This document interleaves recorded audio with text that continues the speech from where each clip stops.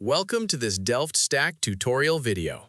In this video, I'll show you how to move downloaded pictures into the Photos app on your Mac. Let's start by downloading an image. For example, if you find a picture online that you want to save, right-click on the image and choose Save Image As.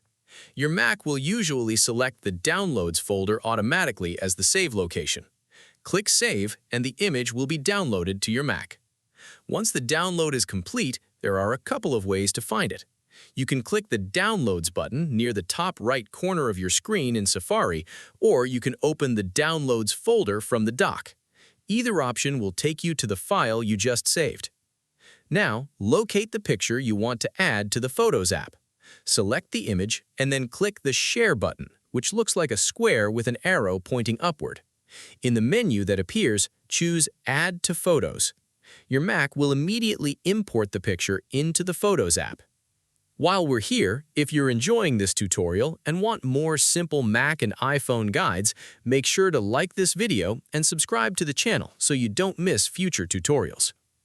After selecting Add to Photos, the image is transferred into your Photos library. To confirm that it worked, open the Photos app on your Mac and look in your recent photos.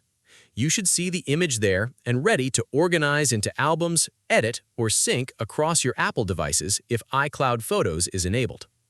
As an alternative, you can also open the Photos app and simply drag a picture from the Downloads folder directly into the Photos window. This can be useful when importing multiple images at once. That's all there is to it. Moving downloaded pictures into Photos on a Mac only takes a few clicks. Thanks for watching this Delft Stack tutorial video, and I'll see you in the next one.